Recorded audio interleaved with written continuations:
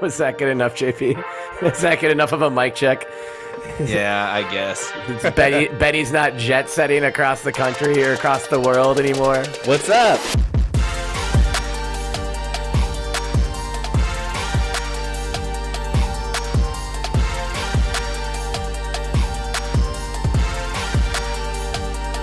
Dude, Good to be back. our ratings plummet when you're not on the show. No one listens. We're still waiting for our first listen from episode 44. You can't leave us high and dry again. No one cares if it's just JP and I. You hold the whole thing together. Yeah, I was saying like the word gets out and then it's just over as soon as somebody realizes that you're not on the episode. Yeah, And I think we maybe teased that you wouldn't be on it, so that's our fault. no listen. It's 1 second in the intro. They can tell these guys don't got good quaff. There's no quaff detected. Well, in your guys' defense, there was not a whole lot going on in terms of Oregon State sports Last week. Yeah, not as much as usual. There's always something going on. There's always something. You missed our. You break just were today. in Mexico, so of course you didn't know what was going on. Well, to me, there's no news. Were you all plugged? Yeah, you turned off the DMs for Benny's scoops and just any scoops today, Benny? Nope, nothing. Haven't checked. I have to tell you, I tried to unplug as much as possible when I was down in Mexico, and I would we highly noticed. suggest doing that. It was amazing. You still post it on Instagram like every day. Yeah, I said for the most part, I unplugged. I still had Wi-Fi if I needed it. Do you guys remember when we thought Benny was had been murdered? That's the only. I do remember this. One of the only reasons why I was like, I mean, I don't think I responded a whole lot back in our text chain, but I wanted to make sure that like something was being put out there in the ethosphere to make sure you guys didn't go on a search for me again. I feel like we should get into this because We should. it was I don't know, maybe a year, maybe it was over a year ago. It was Definitely over a year It ago. was during 2020. Like it was still the pandemic was still. Oh, the pandemic still is raging. Yeah, it was still newly quarantine was still raging. yeah, It was. So you didn't tell us that you were going out of town. No, we And- knew he was out of town. I think we knew you were going out of town. But what happened was I had posted an image to our group chat that was like, hey guys, if I got my father-in-law to make these Oregon State shirts, would you want to order one? And everyone was like really quick to be like, yeah, except for you, Benny. And then at like 4 a.m. Pacific time, not even like 3 a.m. Pacific time, we got like hand raise emoji, and that was it. And I was like, what? That was weird. And then like a couple of days went by, and I'm finally like, has anyone heard from Benny in a while? And You texted me in a panic, and I was like, I'm sure it's fine. Why do you think Benny's in trouble? And you're like, check his Twitter. He hasn't tweeted anything. No, it wasn't even just that. I went super investigative reporter on you, Benny, because I was like, you hadn't tweeted anything. You hadn't liked anything on Twitter, which is also very rare. You hadn't replied to anyone in a trolling tone, which was even more rare. So rare. And then I got really concerned. So I was like, I know one thing that he went and met. Oh no, this all kind of started though because you did not set your fantasy football lineup. That's why I asked everybody. If That's how you know something's wrong. Yeah. But the final nail in the proverbial coffin that you weren't laid in was the fact that you had not made a pick on Streak for the Cash. And that's when I was like, oh no, Benny is in a lot of trouble. And I rounded up everybody. We had like an emergency FaceTime. It was like midnight your time. Was. I know. I got on and people were like, where's Benny? What's happening? And I was just like, I'm sure it's fine. And then Until I started giving you my evidence. Yeah. And we reached out. I think we sent I sent Yuri a Facebook message. Yeah. We sent messages to all of your social media accounts, Benny. And then I don't even think we knew Yuri's last name at this point. But I don't think you did. No. JP's full investigative reporter mode was able to find out. And I remember Your message was priceless. It was, "Hi Yuri, this is JP. We haven't met before, but I'm friends with Benny. We haven't heard from him in a while, and we're starting to worry. Do you know where he is?" And within seconds, her response was like, "Yeah, fucking dumbass left his phone in an Uber in Chicago. And I'm still trying to figure out how to get back." And JP took a screenshot and sent to me, and I was like, "I like Yuri. This one can stay, please." That was tame compared to what she told me. She was like, "You fucking idiot! You didn't reach out to anyone to let them know." And I was like, I thought that I was enjoying like being disconnected. It's like, well, I guess I'll unplug for 8 days. Well, and that's the other thing is like, number one, thank God the guy in the Uber answered and bothered to take my phone to a FedEx and get it shipped out. But I didn't expect him to, but he definitely didn't ship it the quickest way. So it was like 2 weeks shipping or something. What an asshole. No, he's very, very nice. I'm just saying that it wasn't the quickest shipping. I know where you're going. Shout out to the Chicago Uber driver who found Betty's phone and got it back to him. That is right. Shout out to Yuri. And you're still Yuri's name on Zoom. You have been for like the last 20 episodes. And I hope it never changes. I hope this doesn't incriminate her at any point where somehow all Zoom activity goes public and it stops her from like getting an employment opportunity because they find the transcripts from all of these episodes. That's funny.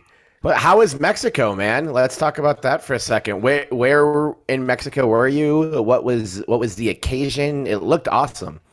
Yeah, Mexico was great. I was in a little town called San Miguel de Allende. Which I didn't realize this, but it's sort of popping up in, like, the New York Times did an article about San Miguel and a couple other publications. So it's gaining some notoriety, but I had never really heard of it before until my mom brought it up, and I went down with my parents and my sister and her husband and my girlfriend, and it was a great relaxing time. It's a gorgeous town with a lot of history. So for those of you that have not heard about it, check it out. Definitely worth the long journey it takes to get there. There's no direct airport, so you have to fly into the Leon airport, and then it's about an hour and a half drive from there. But it was cool, like a lot of new experiences. I'd never really taken like a road trip in Mexico before, so that was fun. And then San Miguel's like close to where the Mexican War for Independence started. So there, like I said, a ton of history there. So if you're a history buff, definitely check it out. But yeah, disconnected. It was great. Then I set it up great because I came back for on Wednesday night. I took Thursday off from work. Friday was a super relaxed day. And Yuri is in Denver for work. She flew into Seattle and then right out to Denver. So I had the house to myself for 4 days. And then flipped on Grand Theft Auto 5, which I had not played in a long ass time, and just binge gamed for the last couple days. There you go. Get your the best last 2 weeks. Get your GTA on, dude. That's right. I love how like the highlight of this whole thing is playing Grand Theft Auto 5. What year did Grand Theft Auto 5 come out? 2013. Yeah, it's been out for a long time. Yeah. The last GTA I played, I believe, was San Andreas. And I think I was still in high school when that came out. Big CJ fan. Yeah. Did you make him fat or did you make him buff? I made him buff, for sure. Of course. Shocker. I like to be like a fat guy in a tank top. Yeah, it was great. Shout out to fat guys. Just running around that fictional LA. Fat guy in a little tank. Nice. Well, good to have you back, Benny. You missed out. JP and I got to have the JT Daniels is not coming to Oregon State discussion. And since I know you did not listen to the episode where JP and I discussed our points about JT, why don't we give you an opportunity to sort of just JT Daniels is not coming to Oregon State. Your quarterback room is essentially Chance Nolan, Tristan Gebbia, and Ben Gulbranson. What are your thoughts? Yeah, I can't say that it's not a disappointment. Definitely, if the listeners go back and listen to a couple episodes back where we were really hyped about it, especially me. But I do think that Chance is going to improve. There were a couple things that were said in our sort of season preview late after the season started, once we knew that Chance had the job, where it was mentioned that Chance has blown expectations out of the water everywhere that he's been.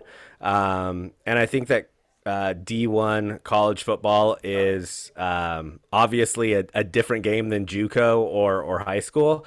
But I think with a year under his belt, he's sort of primed to be in the position to do historically what he's done at every program he's been at, which is to exceed expectations. So that is definitely a glass half full way of looking at it. But I do think that there are some legitimate anecdotes in there that would indicate that is a realistic possibility. Well said. And JP and I definitely discussed this in depth, so we won't get into this any further. But our birthday is coming up. We need to promote this a little bit more. May 11th, the Babes turned 1, a full-ass year old. So maybe that's an excuse for us to get Benny some functional podcasting headphones. The 1-year birthday of our podcast. So May 11th, on Twitter Spaces, 8 p.m. Pacific time. It's going to be fun. We're going to have a lot of special guests. We're just going to bullshit, talk any Oregon State sports you want. Obviously, the baseball and softball will be kind of the focus, just given the time of year that it is. But we'll be talking spring football, men's, women's basketball, whatever anyone wants to talk about. And we'll just be, drinking and having a good old digital time. All of the best birthday parties happen digitally, as my 22nd birthday party on Chat Roulette proves.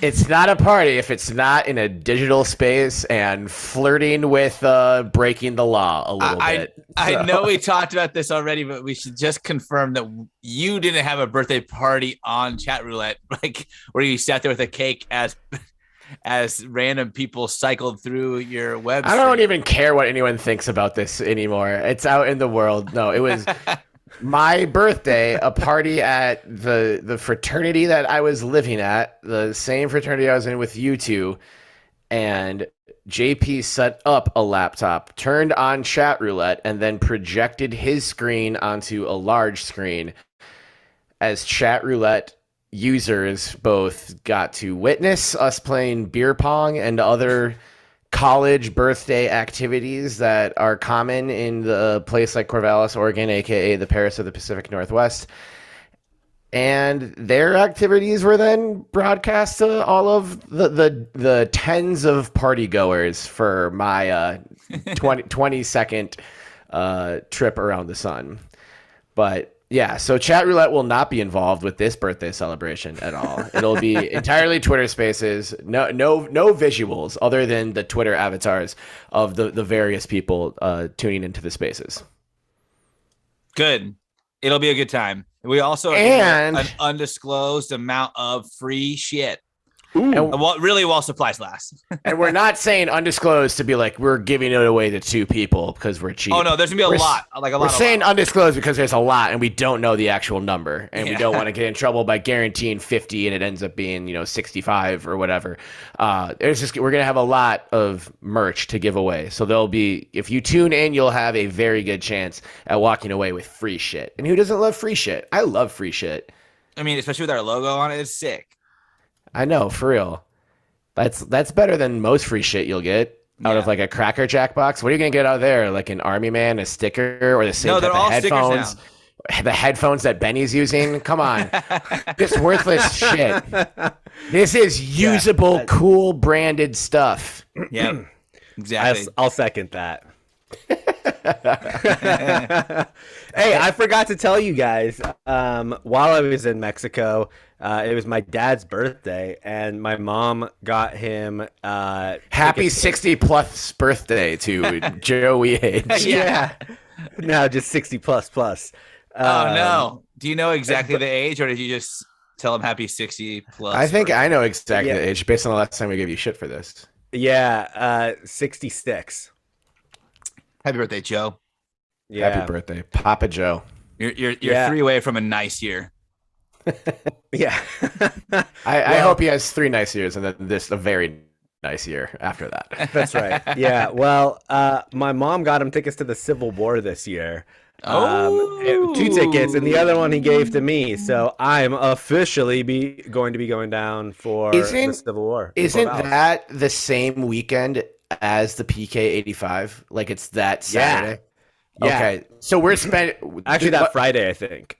Yeah. Oh yeah, it is a Friday. Okay. So this is the part of the podcast where we make plans that we haven't made yet, but do it over the podcast. This means I'm spending Thanksgiving in Portland, away from all my living relatives and family members. But you guys are my chosen family, so as long as someone can be like, JP, can I have Thanksgiving at your house? Is that cool? Sure. I'll make sure you don't slice your thumb off again or whatever the fuck happened. It was my fingertip. I will be on JP's fingertip watch, but that's always when we're hanging out.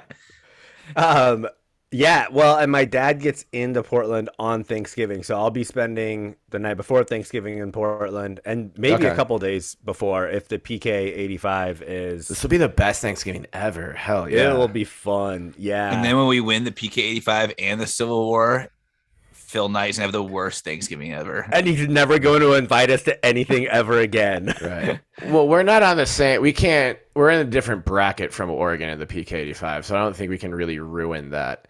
Well, if we win, it's still probably. Wait, so if we win our bracket and they win their bracket, we don't play each other? I don't think so. I think that is the dumbest tournament. It's not even a tournament. It's just a showcase. We'd like to award the 2022 PK 85 to Oregon State Beavers. Yeah, and all these Oregon Ducks. Any sense? That's the world's I feel like tournament. it's just set up so he can put the Ducks in like the worst field, and then that way guarantee they'll win. Yeah, and look just as good as some other like. That's why we have we have like Duke and Kentucky on our side. Yeah, they have like Portland State.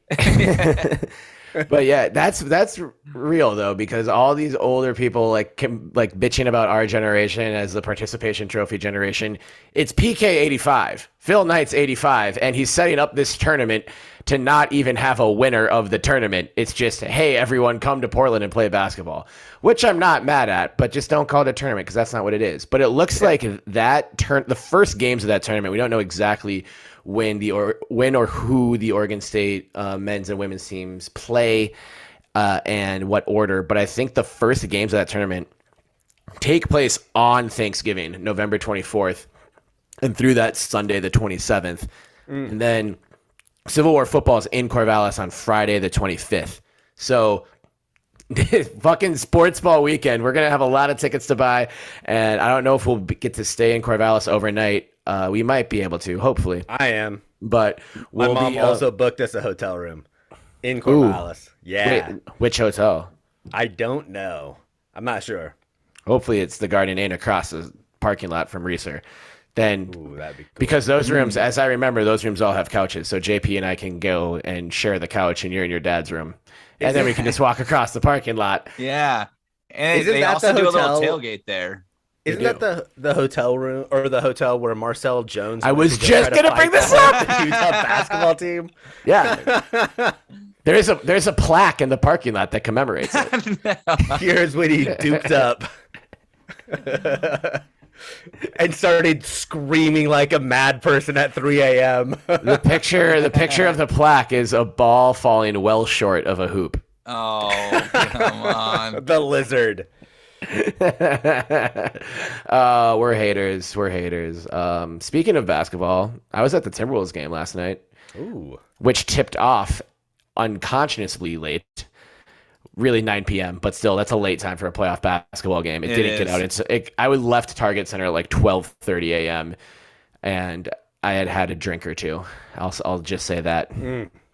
So, again, my voice not 100%. But it's still podcastable, I think. Yeah, for sure. Yeah, I saw your the shirt that you posted on Instagram, the I Love Pat Bev shirt, and I let it be known I am not a Patrick Beverley fan, but it got me thinking how amazing and how great it would be if Oregon State's basketball team, men or women's, had someone like Pat Bev on their team Yeah. because he is one of the players you hate him if you're playing against him, but Exactly. oh man, do you love him if he's on your team? That's why I've been. I don't think I loved Pat Bev at first, but for years it's like similar to like Matt Barnes on the We Believe Warriors, and so many other good teams. It's like just a professional pest and like natural antagonist. He reminded me so much of Bruce Bowen. Except he doesn't wear a bow tie.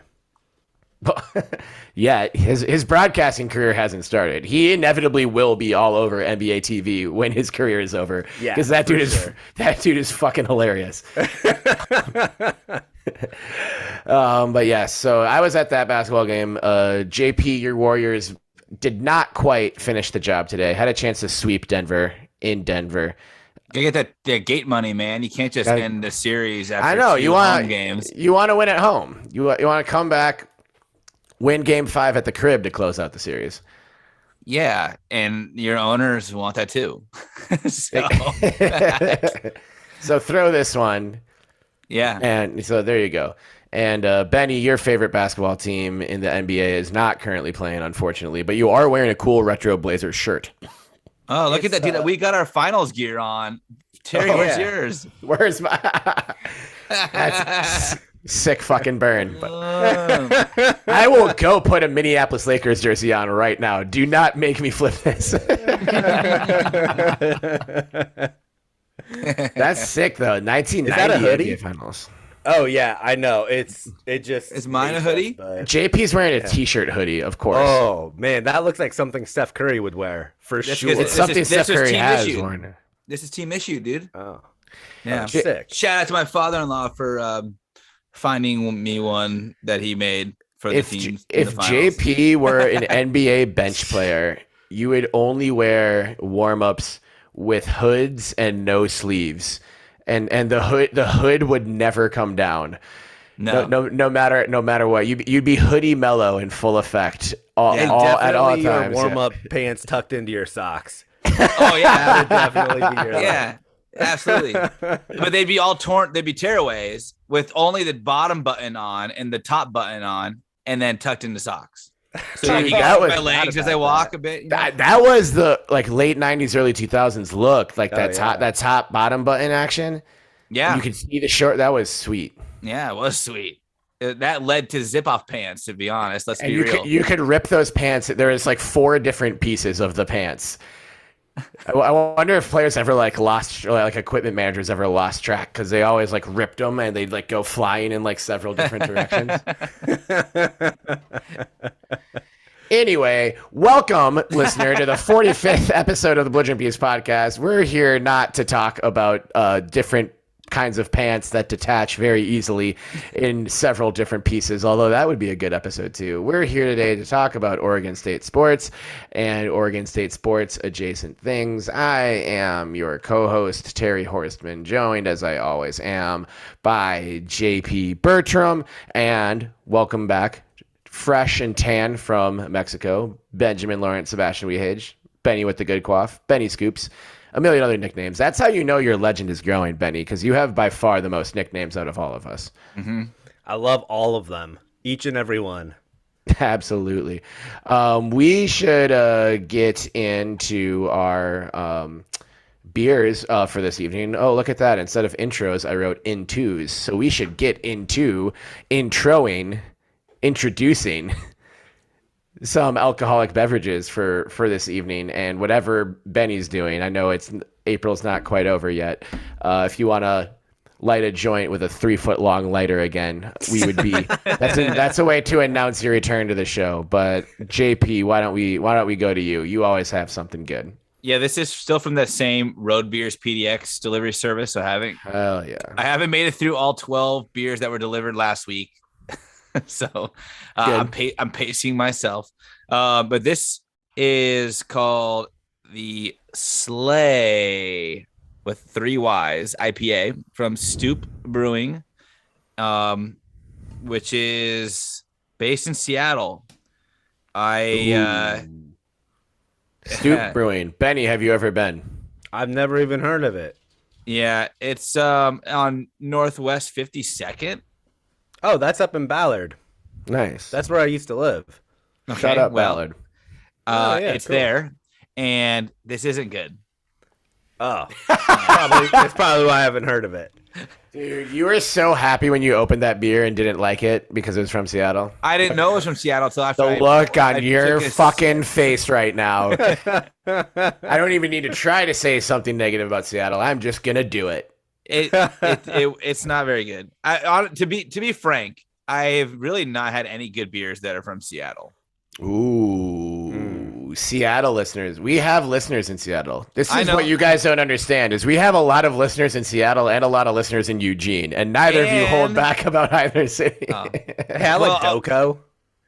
I like Doko too. And Burrito Boy. No. Shout out Burrito Boy. I will never. But it's I don't know. I feel like all the beers I've had from Seattle are just taste kind of sad. Hey, it's where I stopped drinking for all intents and purposes was Seattle, so there's a theme here. How dare you, Seattle? Made Benny make the healthiest choice of his life. That's how bad the beer is. Do you think it would be better if they spelled it with more Y's or fewer Y's? I don't know. Like, it just tastes like dirty water. So the question you have is simply, why? Why? Why? Like water? Well, you've got a few. Yeah. Seattle. Yeah. Why? There's 3 Y's. That's why there are 3 Y's, so that you can ask with an accelerated level of urgency. Yeah. It's. I don't know. It's drinkable, what you're saying. What's so it doesn't slap like Jimmy Lake. No, it does not. Jesus, Benny. Oh, I thought you were gonna laugh, Terry. That joke was directed at you. I was fishing for it. I think there's 2 different versions of slap. Let's fucking move on. Not a good beer from Seattle, but maybe if you're in the Ballard area, check out Stoop Brewery. Maybe their other stuff is good. And I like the Ballard neighborhood. I've had some good times there. I'm not drinking a beer. I have a nice alcoholic beverage. Don't worry, I'm not copying out. But I had a long conversation with a woman who is giving away samples at a liquor store recently of this distillery that's she based probably here. wanted you to leave her alone so bad. You had a long conversation with someone giving out samples, dude. They literally want you to walk up, take a sample, go away, and buy the alcohol. They don't. They were explain. She had 10 different types of alcohol, and she was telling me about each one of them. I hate you both with a fiery passion, which is why I'm drinking Fireball. Okay. Keep going. Due Nord Social Spirits. It's an incredible distillery, local to the Twin Cities. On here, it is advertised as America's first legal Black-owned distillery. Legal is in parentheses, so I think during the Prohibition days, there's probably some Black-owned distilleries then. So this is the Mixed Blood whiskey. This is their flagship whiskey, and I am mixing it with a subtle apple liqueur that they also make, and this is an incredible just whiskey drink on the rocks that has like a hint of tasting like apple pie. So if you like apple pie and you like whiskey, it's not overly sweet, it's not sugary or anything like that. It's got that little apple hint to it, that and enough of a whiskey bite, but it's smooth. It's delicious. It's a cold, windy April night in the Twin Cities, so it's making me feel all warm and fuzzy inside and excited to get into the rest of this podcast episode, even though you guys are breaking my balls already. So that's shout out Due Nord Social Spirits. Terry, give them your business, order their shit, and it's great. We talked for 20 minutes, which was a perfectly socially acceptable time to talk to someone. I got like 5 different samples. Yeah, but how many of those bottles did you buy? Those 2. Just 2? I bought 2 total bottles. Probably a better conversion rate than most of the people she talks to or gives samples to. So sure, probably. Yeah, I'm not here accosted that poor woman with your 80 presence. times. Hey, My presence is a present to anyone who comes in contact with it. Let's be real. True. That's true. And hey, before go ahead, Benny. I was just gonna say, you were saying that is the first legal black-owned distillery. That is a story that I'd want to hear. Is black-owned distilleries during Prohibition? Yeah, that would be cool. Yeah. That's not. I'm sure there's some research to be done and some good books to be read. So that piques my interest too, Benny. So maybe you know what would be a really good book that you could write about that? Is it called Beard of the Unseen Punch? Yes. Okay. And punch is like a slang for alcohol. Unseen. Yeah. I don't think my white ass is the one who should write History of Black-Owned Distilleries in America. It's a project I'd happily read and support. But another, alcohol-based story is possible. So, and yes, Beard of the Unseen Punch. It's at the bottom of the to-do list, and that's where it shall remain, JP. Still on the to-do list, though. Benny, are you drinking tea or CBD water? Coffee. Wow. And it's 100% Kona coffee from my trip to Hawaii, and it is the opposite. Kona to coffee is the opposite of Seattle to beer. It's really good coffee. Yep. Oh yeah. I've had Kona coffee before. It's fucking fantastic. Yep. It is. Yeah. Dude, Hawaii does like everything right. Yep. They really do. Shout out to Marvin Beaverman, friend of the pod, Beaver loyalist. Native Hawaii. Raised Beaver fans right. He's the best. Exactly. He's the best one. Fucking chocolate, macadamia nuts, coffee. Spam Masubi. Spam Masubi. Marvin will forgive you for that. Yeah. Shout out local boys. Best Hawaiian food. Ooh. But they don't have spam masubi on the mainland. I had some amazing food on the island, but I don't know. Local boys might take the cake still. It's just so good. Nothing says authentic Hawaiian food like Corvallis, Oregon. It's true though. Over the authentic restaurants on the actual islands. That's how good local boys is, man. It's true. Yeah, it's true. Hey, before we move on, can we cheers to us being the 96th top 96 that's right. Sports podcast in Japan. The proud nation of Japan. We are the 96th ranked sports podcast in Japan. There wasn't like an English language qualifier with that either. It was just all sports podcast. Yeah. I asked Yuri because you had made the hat that says "chop 'em" in Japanese, and I asked Yuri how to write "chop 'em" in Japanese, and I was watching her brain explode in her head as she was trying to figure it out. She eventually said, "There's not. There's no real." But I showed her, and she's like, "If there was, that would be it." Yeah, it's a direct translation to "chop them up," right? No, that was the first hashtag we used. It was like "chop them all up." I was chop them all so I put "chop them" and nothing came up. And I put "chop them" and that came up, and I was like, "Oh, perfect." And then I did a reverse translation on it, and it was like "chop them all up." I was like, while the intent maybe is that's like some Ares Targaryen in Game of Thrones, burn them all shit. Yeah, so I chop them all up. I separated into two, soloed translations, and chop and them, and that's what we got. And it translates actually to chop them. So it's a cool beanie. It is cool. It is. You can find it at belligerentbeavs.com/merch. Yeah. Along with all of our other merch. It's really our first non-English language merchandise, which is kind of interesting. Yeah. Yeah. It's funny because, so you guys know, my girlfriend Yuri is from Japan. She was born and raised there until she was like in grade school. And she loves to give me shit for the podcast. She'll, like, whenever I go in and record, she's like, "Oh, are you gonna go record with your little friends?"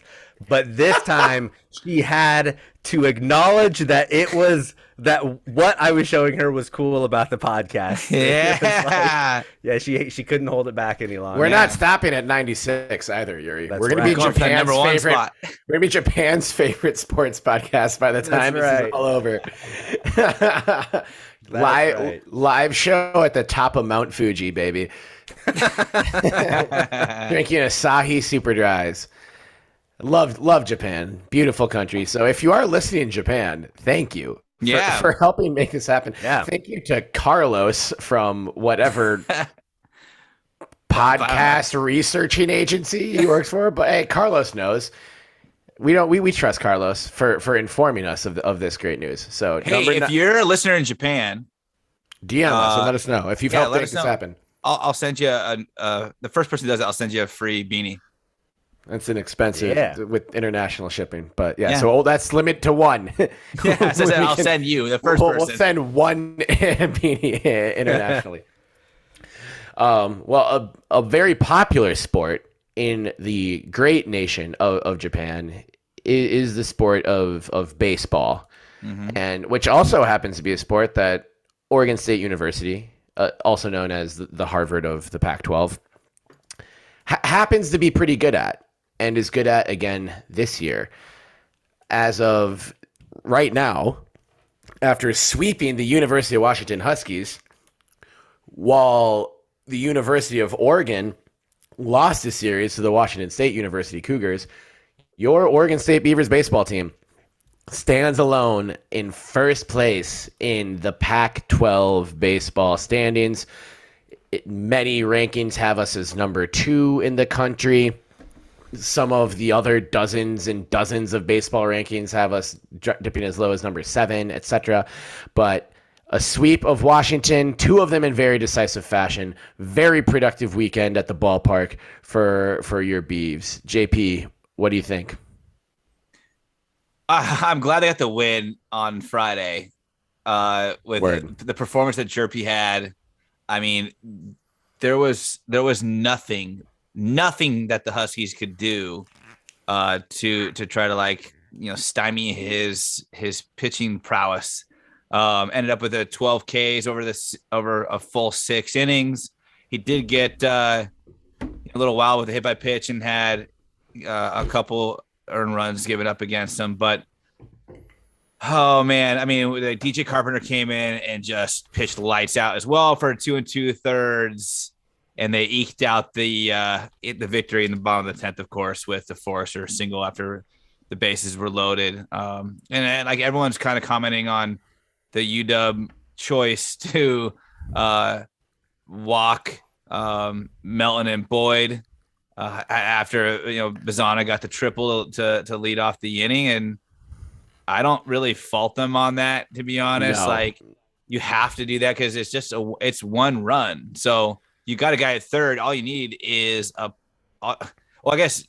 mean, all you need is like a sac fly at that point. So trying to set the double play wasn't like actually a bad idea. And then, walking 2 guys to face Boyd isn't really you're picking like the lesser of 2 evils when you're going up with that. And yeah, I think they gambled and walking to face Forrester. They gambled and it didn't pay off. It paid off for us, which is wonderful to see.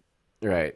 Well, and I don't even think of it as like, it's not a disrespect thing for Forrester. It's just them trying to create as many chances to get out. Yeah, exactly. And with this lineup too, it's you kind of, if you're more where do scared, you add? Yeah. Even if you're just a little bit more scared of Bazana than you are of Forrester, then you make the 2 intentional walks because there's no other way you're gonna win without it. So, but like, let's say you could just keep walking guys. Like, where do you stop in this lineup? You really can't. You can't. And be like, all right, this is the guy we'll choose to pitch to. So they had to. The bases were loaded, and and Forrester, as we said, confirmed with the College of Forestry, Foresters are known to chop them, just like our friend Beaver Recruiting pointed out that Carpenters are also known to chop them. So this team is full of chop 'em enthusiasts. Just chopping all around. Yeah. Also, how about Wade Meckler being able to get on base safely in 38 straight games? that would be certainly every game this season.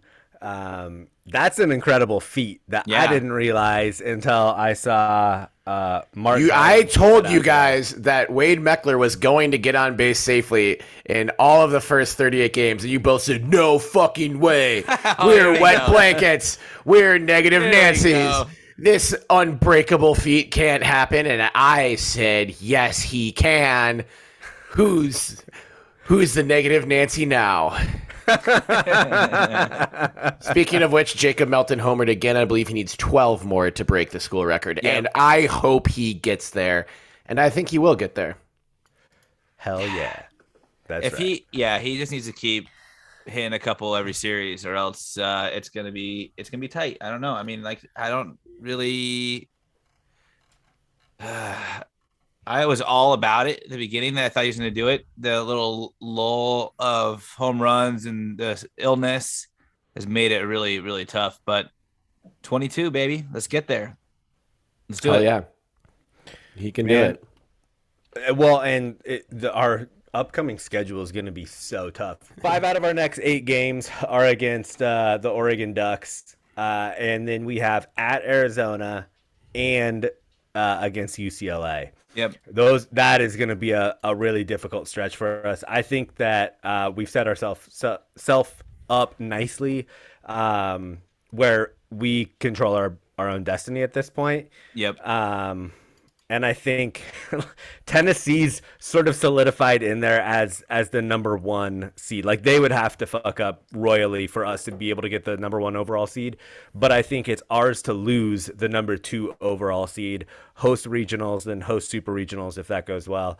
And guys, I know you are aware of this because I was texting you about this, but I watched the 2018 recap on the College Baseball World Series. Which was a good one. It was a pretty good one. If we go to Omaha, we're going. I know we've talked about it, but I just have to re-emphasize we are going if that happens. We should get tickets now, for real. I know. And then just sell them if things go pear-shaped. Yeah. Quick note, Meckler's actually reached in all 39 games this season. More than 38. And also, just big shout out to the Beaver Fam. Per the Oregon State notes from OSUBeavers.com, today's game drew 3,933 people to Goss Stadium at Coleman Field. It was a beautiful day. 8th largest crowd in the Goss era and the 5th largest for a regular season game there. So keep showing up, showing out, and supporting these student athletes. Awesome turnout, great atmosphere. And I think it's getting hard to get tickets. Exactly. Well, you mentioned that we won. Obviously, we're a superior team to Washington, and the game on Friday night was a little bit of a squeaker. And I'm not saying we underestimated Washington, but at this level, everyone's good. You can't underestimate anyone. So for them to get through, you're going to, at least in a series like this, take at least one pretty tough game, maybe 2 and possibly 3. So for them to get through the tough one on Friday night and then take care of business and lead no doubt with an 8-0 and 7-1 decisions on Saturday and Sunday. I had a beautiful day in Corvallis in front of a big crowd. That's where things just start to feel like they're aligning for a special year, for a special group. It's hard not to be super excited right now. Yeah, I think these next 8 are going to be really interesting because we talked about this last time or 2 times ago. Like, we were kind of giving the schedule makers some shit about the whole like split road series with Oregon bookending the road series against Utah. Right. So I'm still very curious to see how the team performs in this stretch. I mean, this is like a pretty grueling stretch of baseball. It's going to be telling. The game against UP on the 10th, which they looked pretty decent too, even when we played them up here in Hillsborough. So when we get through that, I'll feel pretty good about where we're probably going to land in the standings. And right now we are in sole possession of first place in the conference, which is awesome, but there's a lot of games to be played still. Yep. And 5 of them are against our rival, who would love nothing less than to spoil our season. And I have to point this out. We were 1-5 against Oregon last year. Yeah. or 1-4, however many times. But we only beat them once last year, and they are they're a talented team. They're in the top 25 as well, and they for sure want to play the spoiler and knock us down a peg or two. These two Oregon games, do these count for conference record? Do we ever get clarity on that? Because I know one year that this happened, they didn't. No idea. But, all right. Yeah. And Mike Rooney, if you're listening, I know you are. If anyone knows, obviously we're not experts on this shit. We're just fans, and we're stoked on this team. But also, yeah, these random two off Tuesdays, April 26th in Eugene and May 3rd in Eugene. It feels weird for that to be included in conference. Like, are the other local team, like, do Cal and Stanford do this? Do UW and Wazoo do this? I don't know. I get that it makes sense for games because they're just up the road and it's a minimal travel time, but it seems dumb. The whole thing seems dumb. But next 5: Oregon, Utah, at Oregon, at Utah, at Utah, at Utah, at Oregon. Then home series against Oregon, baby. So lot of Beavs Ducks in the next 2 weeks here. So Civil War baseball. Hopefully chopping down some ducks. Yeah. Fuck the Ducks. Might have a Peking duck for dinner one of these nights. or a duck confit sandwich. I had a dream that I was eating duck like 2 days ago. This was very well. weird. Yeah. Why is that? It's not. I mean, I've never really had duck before. I've tried it, but not like the feast that I had in front of me in my dream. So just feasting on duck. Yeah, it makes sense now. It makes total sense. Making Dan Lanning watch. Yeah. You just go, ooh, another bite. Yeah. That one was all fat, but I ate it anyway. Yeah. I just chew it forever and just keep chewing on right in front of him. No. And while we're on this topic, I didn't do any research beyond reading one tweet, and it was a tweet about Oregon football from Nick Daschel, who is an Oregon State reporter. I've never thought Daschel to be much of a homer. I think he's just a journalist who does his job and does it well. Said the Oregon spring game was sloppy as hell, and just nothing really looked good. And even though I'm watching the NBA playoffs, I'm watching my own team. I'm concerned with my own life and my own goals, not worried about what other people are doing. We are the 96th best sports podcast in Japan right now. The University of Oregon does not concern me, but it does a little bit because I felt a little bit of schadenfreude when I heard how shitty their spring game was. So, yeah, that's all I got. Thanks for keeping the people informed, Daschel. Yeah. All I got was like Bo Nix looks like he's their guy, so have fun with that one. Well, I guess he's got to be somebody's guy. Kind of glad he's the silver lining of JT Daniels not coming to Oregon State is that Bo Nix also not coming to Oregon State. Yeah. So there is good news, Beaver fans. Anything else on baseball before we move on a little bit? Oh, did you guys see I sent it to you actually, the Josh Warden note about the game yesterday, which is just highlights the dominance of this program and the team right now, where in the first inning of the Saturday game, the first 20 pitches to OSU hitters were 0 outs recorded, 6 batters faced, 3 runs scored, which was more than UW scored in the entirety of the game. So these guys are disciplined. They can strike at the right opportunity. And our pitching can hold up to make sure that these leads stay ours. And that just exemplified everything that I think about this team for this season in that one first inning. Right. Yeah, this team, like I said, it's primed up to make some noise in the postseason. The pitching got figured out, seemingly. Yeah. And the bats are getting hot at the right time. And like you were saying, Terry, it's like you have to pick your poison when you're pitching to the lineup that we have. There's no easy outs, and every batter is going to make those pitchers work. So those are the two things you want going into postseason. Yeah. Well, shouts to Josh Warden for a couple reasons. One being just a fantastic resource for all things Oregon State baseball, as he had all season. But that also, we've talked about the smart bats this team has a few times, and we've nerded out about, like 12 pitch bases loaded walks that they take. It's awesome. It's not just guys who are super talented and can just fucking rake, because you can get far by doing that and trying to outslug teams, but bats will cool. They'll heat up. They'll cool down. I haven't watched every at bat and every out of every game, but I haven't seen a bad at bat yet. Like no. It's they'll get out pitched sometimes when they face good pitching. They've not gotten to pull the ball the right way. Made certain mistakes, but there hasn't been a bad at bat. No one's swinging at garbage, or no one's like really laying off meatballs either. Like they just know themselves incredibly well for a college sports team. Like the wisdom beyond this kid's ears is on full display when you watch them play, and that's really exciting because that is something that does make a huge difference when you're playing teams like Tennessee and Arkansas on a national stage, and not just in your home ballpark. Yep. Dope. Hell yeah. Benny, have you watched the?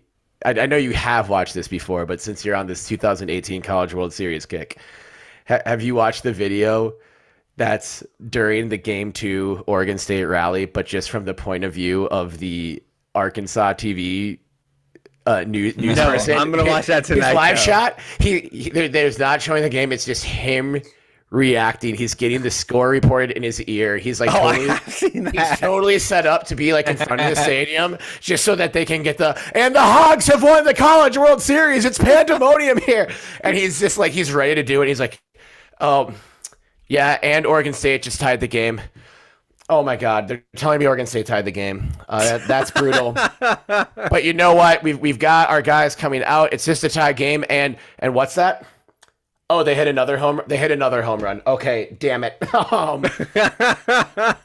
I don't know what to say. I hear Oregon State fans going crazy, and he's a pro till the end. But you can.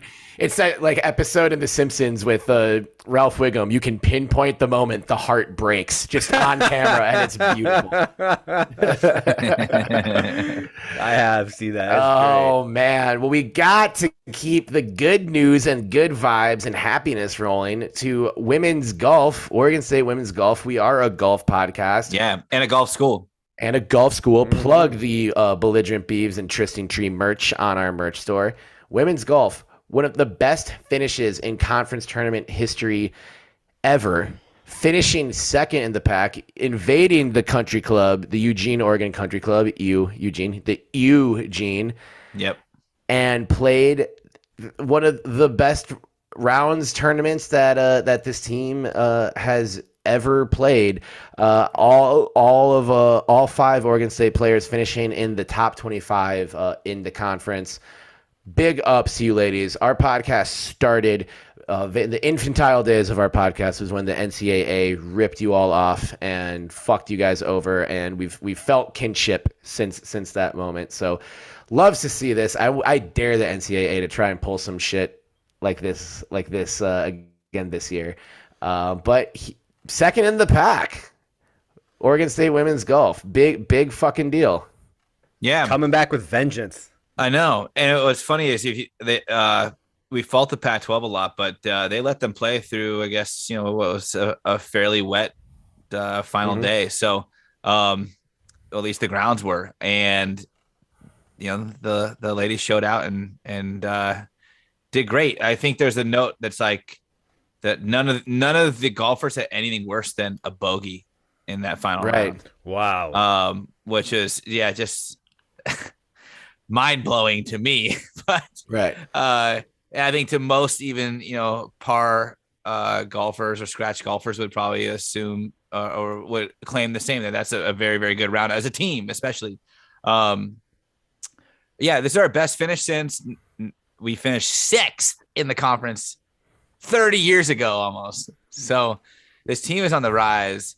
I think it's really cool to have seen this the last few years, but it's remarkable what they've done to this program so far this last couple of seasons. Yeah, and JP, you mentioned the grounds weren't in great shape. It was a soggy, foggy, wet day, and Kelsey Webster, Ellie Slama, and Issy Taylor all fired. That's directly from the release that I'm reading, but all fired a 1 under 71, a bit better than my game, just by a little bit. And Chase Gomez was even. None of them scoring worse than a bogey. And we came into this ranked 28th in the nation by golfstat.com. On Wednesday, this coming Wednesday, April 27th, we'll find out where we play in the first round of the NCAA Division I women's tournament. That will be made at 1 p.m. on Golf Channel Pacific time and streamed on the website as well. And you can they're playing a bunch of features and videos and news on Pac12.com this whole week, so you can see a lot more of the action from the conference tournament. See this incredible finish that we had. We tied with Stanford, who came into the competition as number 1 in the fucking conference. So yeah, exciting stuff. And we mentioned, this was a team that didn't get its chance to play in the NCAA division or NCAA tournament last year. Yeah, and they're where was playing, the regionals last year? Is that Baton Rouge? I think so. Yeah. I don't see Baton Rouge on the the locations this season. So hopefully when it comes to regionals, they'll be able to play regardless of how the grounds are determined to be. It looks like the regional play won't happen until May 9th. So they have some time off to come back. It's warming up in the Northwest. They get back, practice at legendary Tristine Tree, and work on their game to start May 9th through 11th. And it looks like it could be either at Stanford or in Tennessee, Franklin Legends Club. They could go to Albuquerque, which would be pretty sweet. Ooh. They can go to Ann Arbor, Stillwater, and Tallahassee. So all around, those are great locations to play golf. Yeah. I would love to play any of those spots. But I would love for them to be close to home. That'd be cool if they were at Stanford. Yeah, that'd be awesome. Huge contingent down there to show up and show out. All right, well, great job, ladies, on the bad news front. But it's kind of good news. Bad news from a wins-loss standpoint. Good news from an effort standpoint. Oregon State softball, one of our favorite teams to cover and talk about, drops 3 straight to UCLA, one of the best teams in the country, all at home and all by 1 run. Again, shows us that this team is right there competing with the best of them. They got the right attitude. They carry themselves the right way. They have great energy. If you saw, the tweets from our friend Amos Nicola and Frankie Hamoudi, the Frankie Vibes tweets were awesome. They've got their own little mini chainsaws and stuff in the dugout. And I love that. Field. I love this team so much. And UCLA is always making runs to Oklahoma in the postseason. They're currently ranked number 4 in the country. So, and you can't go toe to toe with them 3 games in a row and call that a fluke. It sucks that they're taking 3 losses from this weekend, but those 3 losses easily could have been 3 wins or 1-2 or 2-1. It just sucks that it's a 3-game sweep at the hands of the Bruins. But damn, this team is close and they're fun. It's just, I think that this list lends to, I'm trying to spin this in a positive light because it's heartbreaking. We talked about this last week. I literally said, I want to see how they respond against UCLA. That was a tall ask, clearly, to see if they could win a series. And we said if they would have won that, the one against UW, the final game and that bad call at the plate, then it would be okay if they only took 1 against UCLA as well. They have, been swept in both instances and all one-run losses. The part that I like, it's rough. Yeah. It's rough. The part that I like is this: half the roster are freshmen. Yeah, literally 90% of the roster are underclassmen. This is such a good learning experience and just gaining that experience of what's it gonna take to win these close games against these great ball clubs in crunch time of conference play. And while I think it's gonna sting this year. I think that this team rode a lot of highs and they've quietly had some lows too, right? With some of these losing streaks. I only see some upward trajectory from this program with this squad. And so I think that this is going to be one of those like years where they get to a point they just can't go any further because they just don't know how to do it yet. And I think this last series and the last two series have kind of been the foreshadowing of what's to come. I wouldn't be surprised if they go on a huge run because they're streaky and they are really, really talented. However, they just don't have that experience yet. And so the adversity of losing these last 6 this closely, I mean, that's just a heartbreaker. So again, we'll see how things go through the year. I said they need to get one, at least from UCLA. We've talked about sweeping Oregon and Eugene.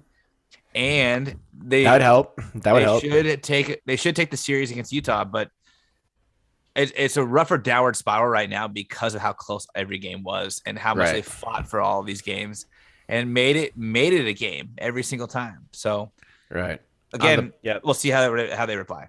That's it. I would tend to agree with you, Jay, but I will reiterate what you said about them being streaky. They've only had one instance where they've either won or lost a game. And have that shy away from their streaks of they were on a winning streak, losing one, and then winning the next. It's all just runs. Like they had, 6 wins in a row followed up by this 7-game losing streak. So if there is a team to do it, it seems like this team is sort of potentially that team. And where I don't know if all of this will be for this year or come to fruition this year, or if this is, laying foundation for next year and beyond. But it does say a lot that there hasn't been the frustration. I'm sure they're frustrated as hell. I would be. But to lose 6 straight games by 1 run, like I'm kind of shocked that there wasn't a blowout in there. Like you would expect a young team playing against some of the best competition it'll see, and just not like that game against UW, not getting the call that can, turn a result your way, where it should have. Like you sort of expect there to be 1-10-0 in there. That's just like, oh, this is just the moment's too big, whatever. The fact that the 6 straight 1-run games against teams that will likely be in Oklahoma, like that shows a lot of fortitude. That shows a lot of heart. That shows a lot of skill too, just to hang with those teams beyond your years. So I think it is overall a good sign. It's a good sign with a bad taste, and hopefully we see this bear fruit in the coming series and the rest of this year. But I think when you see this team crushing it next year and the year after that and the years to come, you'll be able to attribute a lot of that to the positive and negative experiences of this 2022 season. Yep, agreed. Yeah, 100%. And that's what I was trying to get at. It's just like these are tough losses, and it wasn't always that they just like blew the game. They were fighting back a lot of the time. So like even today, right? Like they got 2 in the bottom of the 7th. They tried to make it a game, and they just couldn't make it even. They've got a lot of fight in them. They got a lot of inexperience and youth. They also have a lot of fight. And that's why I wouldn't count them out at all this season. But it wouldn't surprise me either if it just became a moment that they aren't prepared for just because of the fact that they're young. I mean, you don't gain experience without going through it first. And I think that that's kind of where this team is at, is they're going through it right now. And it's only going to bode well for future years. But it also would not surprise me at all if they just, said, fuck it. We're going to run off like 12 straight. I mean, they have the capabilities to do that. So we'll see what happens. We will see what happens. again. Big series against Oregon coming up. Team is currently 31-15 on the season, but yeah, with that ugly 7-game losing streak. So hoping that Laura Berg and the squad can turn it around. If you're in Oregon, if you're in Eugene, we have, like I mentioned, lots of listeners in Eugene. We love our Eugene listeners. April 29th, April 30th, and May 1st at Oregon. Those games will be on Pac-12 networks, but if you're around, get there in person. You know, a little birdie on my shoulder mentioned that fans aren't turning out for duck baseball games, and maybe that's true for softball. So let's go swell the scene with some black and orange and some Belligerent Beavs gear. Those are 3 games against Oregon next week. Then the regular season, May 12th through the 14th against Utah at Kelly Field at home on the campus of Oregon State University in Corvallis, Oregon, the Paris of the Pacific Northwest. Get out. You got 6 more chances guaranteed to see this amazing softball team in person, all in state. So get your ass to the field. Be loud. Yeah. Yeah. Do it. Tell them the Bebe sent you. They probably won't say anything in response to it, but tell them anyway. Tell them you can't spell chop them without hope, and they'll say, okay, I didn't say you couldn't. And they said, yeah, bet your ass you can. Right. Don't even try. Don't even try. Have you ever searched for podcasts in Japan before? Yeah. The 96 one about sports was us. Yeah, page 5. Page 5 is where the good shit is. Everybody knows that. I guess we'd be page 4. I don't know how that works. I don't know. I think page 5. And moving on a little bit, Aneka Morsdorf from Oregon State women's track and field set a school record in the triple jump. That's pretty exciting shit. Not the single jump or the double jump, Benny. The triple jump. Damn. The junior from San Luis Obispo posted a mark of 48.25, breaking Michelle Turney's former record and taking second place in the meet. So shout out Aneka, good stuff.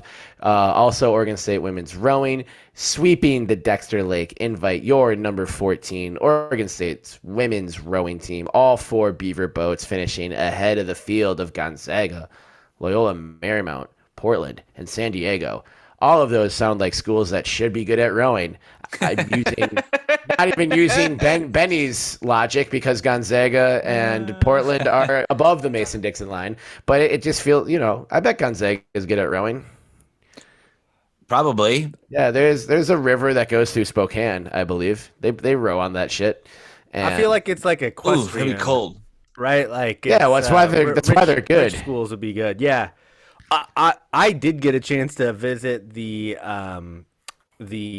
Olympic training facilities down in San Diego one time, and one of the people that we got to meet was one of the women rowers on the U.S. Olympic team, and that has to be the hardest sport in terms of like physical exertion. When they were it's just like constant, right? You think soccer, they're running constantly all the time. Yeah, it's just like giving 110% for way longer than what the human body should. Right. And you got to be totally in sync with the other 9 people in the boat with you. I want to be the coxswain, the one who just yells at everyone. That's what I do. Do it. Yeah.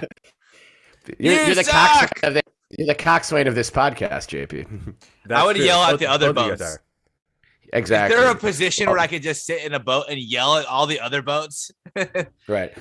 On this time, if anyone needs a book recommendation, The Boys in the Boat by Daniel James Brown is a story about the 1936 U.S. men's rowing team that won gold in Nazi Germany ahead of World War II. It's a fascinating read, and JP, just for you, it was the team from University of Washington, so Oregon State adjacent, Pac-12, whatever. Not us, but good for you, Huskies, I guess. They had a coxswain who talked shit, and I guess they beat Syracuse in like the final regatta or whatever it was to qualify for the Olympics. And as they were passing Syracuse's boat, he leaned over and said into the ear of the coxswain of their boat, "Go to hell, Syracuse." And in 19 how close were they? I mean, I don't know. I wasn't there, but it sounded like they were pretty close. But to say go to hell, Syracuse in 1935-36 is like the equivalent of blasting Dreams and Nightmares by Meek Mill at your foe. JP, please play 5 seconds of Dreams and Nightmares. I was waiting for that. Dreams unfold, nightmares come true. It was time to marry the game, and I said, yeah, I do. That's some top shelf shit talking for the 1930s, baby. So, Did you Boys guys in the know Boat by that- Neil James Rowan. Great book. Cox's, they actually have a thing that's called a Cox box. We are 11 years old. It amplifies. It's my cocks in a box. JP, play 5 seconds of Dick in a Box By the Lonely Island. by the SNL people. Take a look inside. It's my dick in a box. It's in a box.